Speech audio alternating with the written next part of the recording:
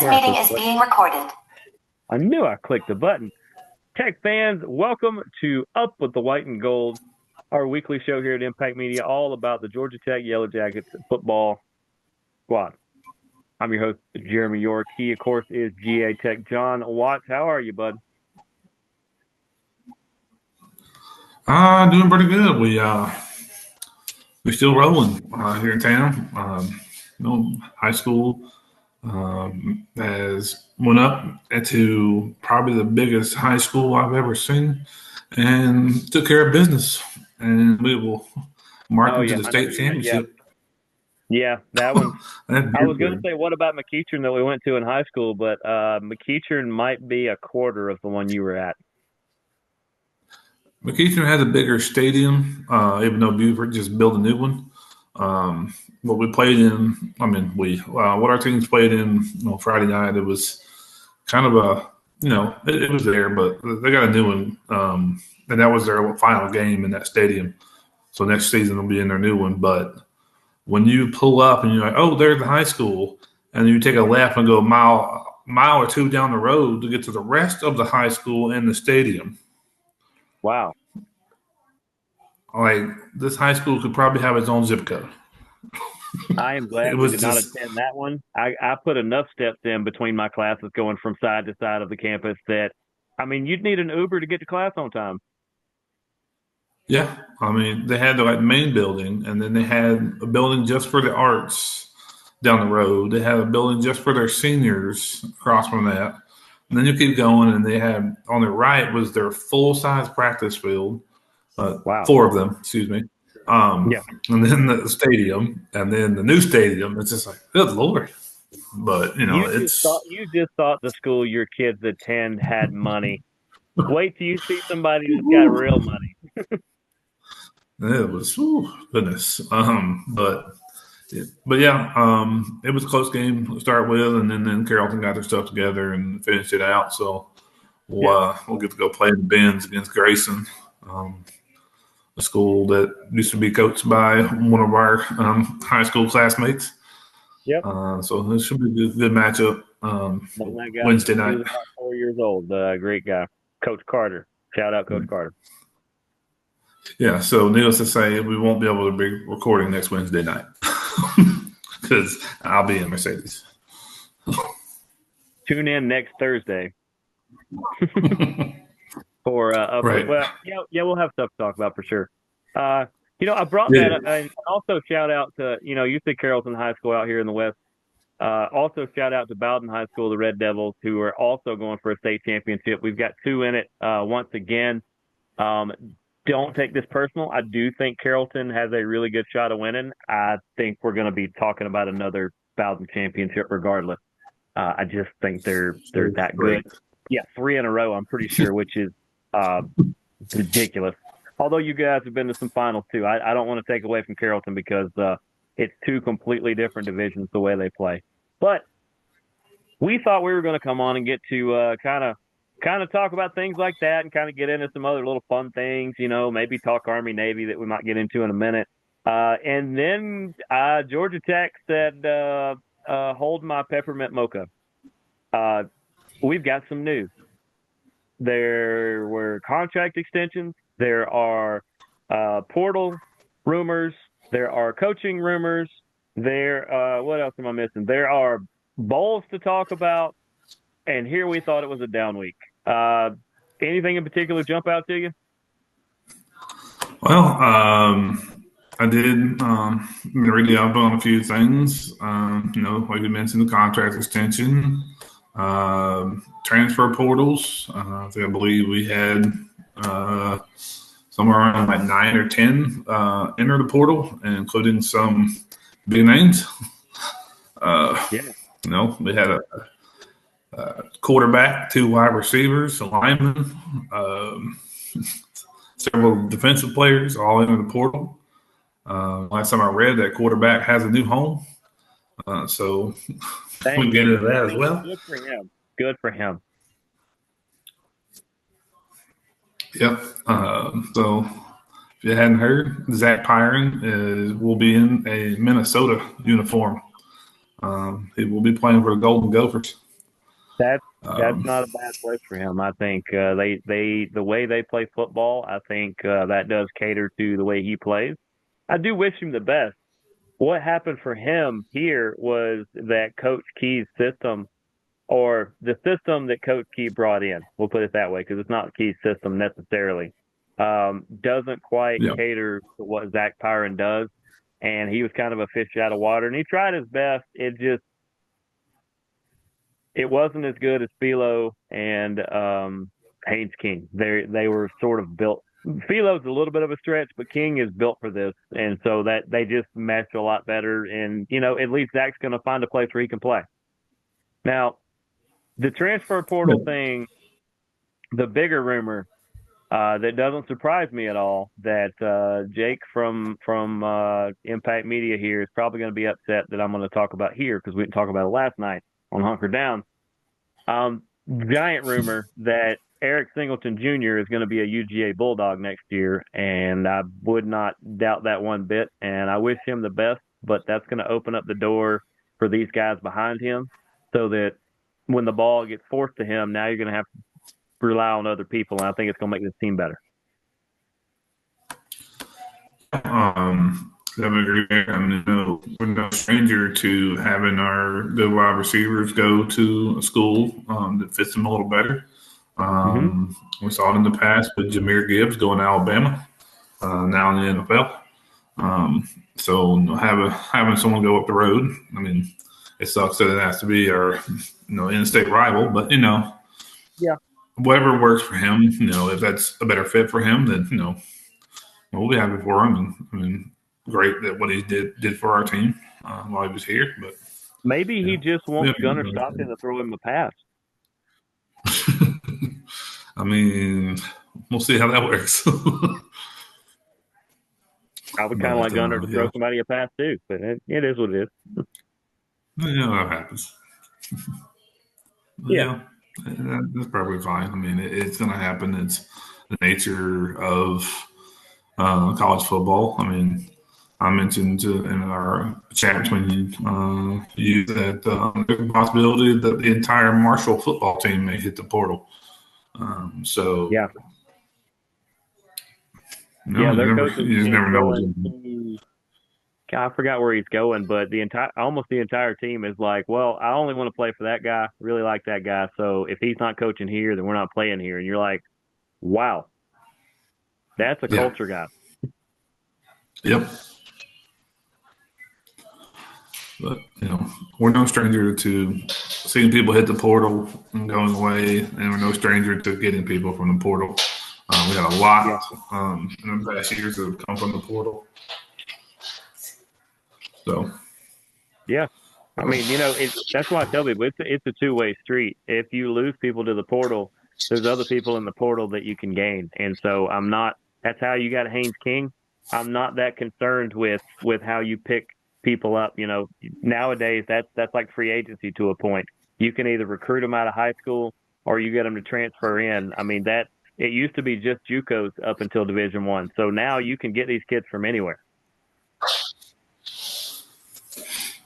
Yeah. So I mean, sometimes you gotta find the right fit. It happens. I mean, still remember when we moved from triple option to away from it, and we had people who were designed in that and weren't ready for that, so we move on. We had our starting quarterback go play for James Madison. So it's just whatever works, whatever fits. It gives players the opportunity to go somewhere where they can have their talent shown. Yeah, and I'm gonna get that. Exactly. We see that on every level. Yeah. But portal, it's all rumors until they actually sign places. And the only thing I don't like, I don't think you should be allowed to transfer until after your bowl game. Like they should wait till the very last bowl game and then have a transfer window that way, the same way soccer would or football or something, because you're letting kids leave programs that I think they should stick it out. But I also understand that, hey, you play that extra game, you might get hurt. Maybe it hurts your stock of moving somewhere. But I don't know. I just feel like you should finish the year out and not get to just jump from place to place. Yeah, yeah, I can definitely understand that. But again, like I said, we've built that culture in college football, and we've even done it now at the high school level. Um, I've seen I've Hmm. seen people. I mean, Carrollton has gotten a few players from transfers Sure. because we allow school choice. If you want to come play, I mean, you got to pay your out of tuition fees, but it happens. I If you mean, we want to pay know a little back more, I mean, days about host families and things like that. It was not our high school. It was a couple ones we played every year, including maybe one we mentioned earlier in the show. But there were host families set up to where it's like, yeah, if you don't mind your kid living with these people, they live in the district, and he can come over here and play football. And you know, don't know what else was involved in those deals, but we know of those stories. Never was able to prove one. Didn't really care one way or the other, but you could definitely tell when you knew that kid wasn't from around there. yeah. I mean, even me personally, when Hiram opened up, they allowed us a school choice as long as we could provide transportation. So, I Yep. mean, me and my sister were out of district for Palm County. Hmm. But we stayed because she was driving at that point. So, it's just the way it's always been. Yep. Yeah. I think I was still in the Paulding district, but boy, Yeah, I had pretty good offers to go to Hiram, and I'm glad I didn't make those choices. I don't think it would have been what I was looking for. So I think it worked out. yeah, yeah. I think that was the word out for you. They're not great. There weren't like super great offers. Just no, there were people that were going to hire them that made offers that I'm glad, because some of them that did take up those offers didn't get what was promised to them. Like a lot of these kids are learning as well, is that this isn't like a religious promise or something like that. This is one adult to one young adult. I'm going to tell you whatever I can to get you to come here. But let's talk about these extensions. Yep. I kind of figured Brent Key would get one. He's through 2029. But if you ever want to know what your cash cow sport is, it's when that coach gets an extension, your athletic director gets an extension. And J Bat got one as well through 2029, which ties both of them together, which tells you that as good as the women's volleyball team is, which they are quite good. I watched them play in the tournament the other day. I watched two-thirds of the entire game they played against Tennessee. And basketball is always good up you guys' way. Georgia Tech has a lot of really good other sports other than football, but the cash cow football, and these two are now tied together until 2029. Yeah, yeah, definitely. I mean, what Bat's been able to do in his term has been pretty impressive. We got he brought in able to sign Brent Key, an alumnus. Our men's basketball head coach is former NBA player Damon Stoudemire, Yep. and then he's been able to put in different things with contributions. He's able to do fundraising. We've had the highest grade point average in athletic history. Spring of Which says 2024. Sorry. I said which says something that Tech known as the smart school, but yeah, typically people at Tech get pretty good grades unless they're international affairs majors and they got to kind of get their act together. But that kind of thing happens because people that may have went to an owl school with five majors and five semesters had to get their act together as well. I will own that one. But academics a lot of times sometimes go by the wayside when you talk about sports, but not at Tech. It's just like a Harvard. It's just like the Ivy Leagues that way, that it's actually the first precedent, and then you can play your sport. It's almost the way parents are a lot of times. You keep your grades up, you can keep playing. Your grades slip, you're out. Yeah, yeah, definitely. Like I said, a lot of schools and they look athletics kind of just go down, but they had a all across all athletics, and it had an average this past spring of 3.25 GPA, which is a great thing for athletics. Good way to always go against that whole was it the myth that athletic people don't have good grades. So Right. definitely doing a good thing there for that. We got partnerships with Hyundai, even though I don't like the fact that it's no longer Grant Field. Um, but that's revenue that's will continue coming in with that partnership. I mean, I can So always refer to it what Jake calls it. no, you keep that off this show. Only I to hear almost that. did it. But go ahead. Yeah. So yeah, definitely. I think it's a good extension for both of them.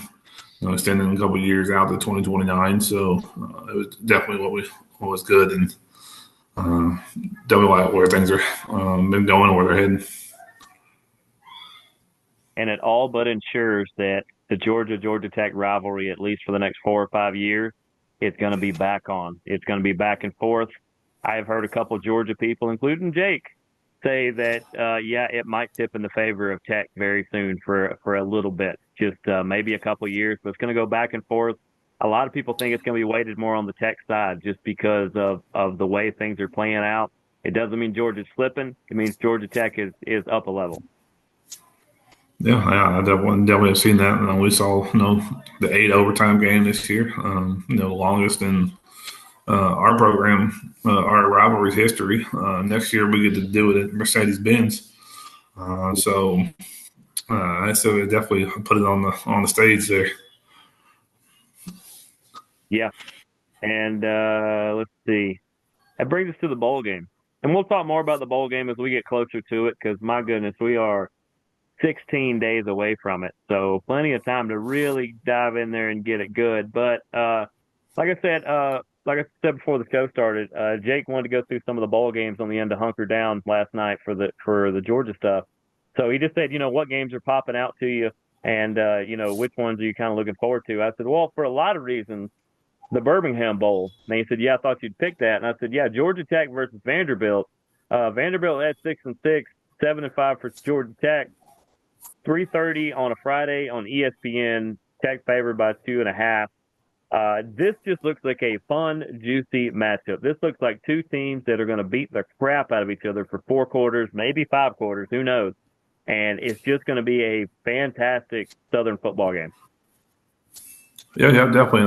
This is an old rivalry that Mm-hmm. hasn't been played as much in the newer days. Last time we played was 2016. This will be our 39th matchup. Both schools are founders of the SEC and two other conferences that are not around. We've had we had coaches play each other. They're now in the Hall of Mm-hmm. Fame, like Dugan. It's the series of 2015 and 3 now in our favor. 13 of Vanderbilt's wins came before 1936. Um, the rest of it kind of been our way. Vanderbilt hasn't won since 1946, somewhere in there.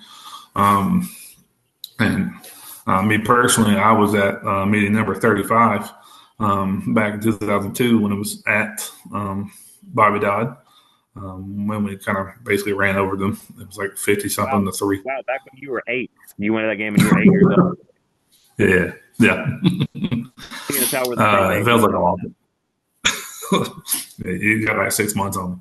Um, but yeah, it was definitely been a rivalry, and it's good to kind of come back and see. We do both kind of have similar playing styles, and what we've been able to accomplish this year. With us, knocking off number 4 Miami, them knocking off number 1 Alabama. Um, it should be a good matchup.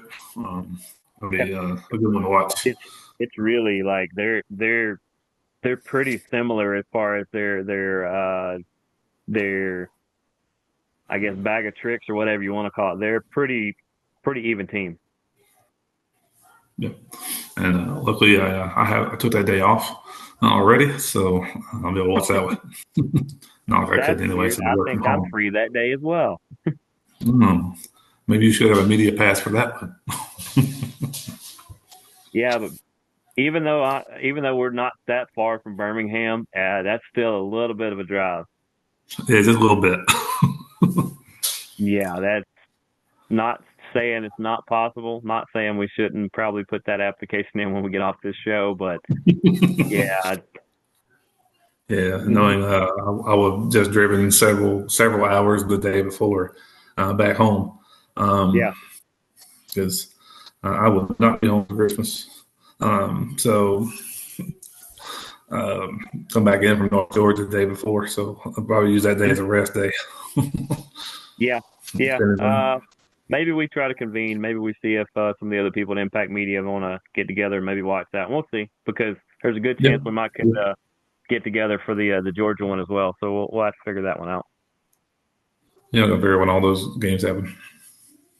Yeah, Georgia plays on January 1st, so that's why I was saying there's Oh pretty yeah, good. yeah, we got that day off. I get that day off And every year. and So last thing I want to say, because we got like 5 minutes left, is shout out to the Clemson Tigers who remembered they were the Clemson Tigers, and boy, they got out to an early lead against SMU, let SMU back into the game, and then they put it away in the end, won that one by 3, took the ACC title, and shook up the playoffs. At least SMU still got in and eliminated those people that play out in Tuscaloosa, which I thought was pretty funny. Thoughts on the Clemson win? it definitely was interesting because everyone was kind of thinking this was going to be an SMU easy wrap up, the way they've been playing all season, and yeah, I mean, pretty much everyone called it. Oh I man, mean, on I thought they were paper, going to run flat through them. yeah, I mean, SMU has been at the top all season. It's like one of those ones. It's like, yeah, it's probably going to be them, and we were thinking SMU, Miami, and then Miami just shot themselves in the foot on that one. And then and then Clemson's like, all right, cool. And then everyone's like, well, Clemson just kind of got lucky. Uh, basically just fell in there. And then they come out and said, not exactly. Uh, we're gonna come here and show you what it means to be in the ACC. Right. And took care of business. So it was definitely a good one to watch. So I was like, okay, this is cool. This works. Yep. Part of me is like, okay, good to support the people have been here. But I can't, that's really one thing I can't really say since how my own school used to be in the SEC. Um, like we said It could be earlier, again. they founded one of the founding members. So Yeah. that happens. But yeah, that was a good game.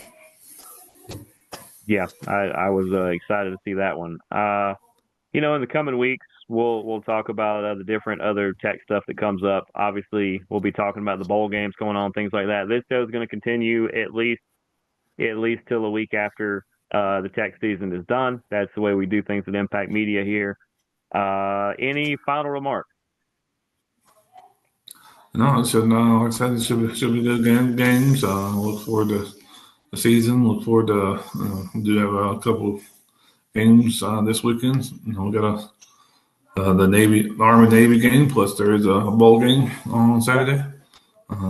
Start the bowl season, so it should be interesting. Yeah, I forgot what was starting. I was just looking at them. Army, Navy. I'll be honest. The same thing I said on the other show. I have friends and family that were in the Army. I have friends and family that were in the Navy. I just want to see a good, fun game with two of the best uniforms in sports. Yeah, I had my family is mostly from a branch not in this game, but it is always a fun game to watch. And yeah, definitely the uniforms that they can come up with for games. It's just been great to see this year. So it should be a good game. Yeah, and I tell people, I implore you, the kickoff game is the Cricket Celebration Bowl. If you have not been to this, please try to go to this. This is one of the most fun things I have ever been to in my life. It is one giant celebration of HBCUs, and just you're going to have one of the best times ever. It's the kickoff game. That one and the Salute to Veterans Bowl, both kick off this Saturday. If you can't be there live, watch in person. By far the best thing ever.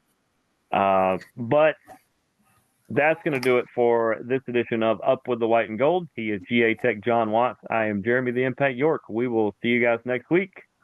Deuces, gooses. Go Jackets. Go Tech.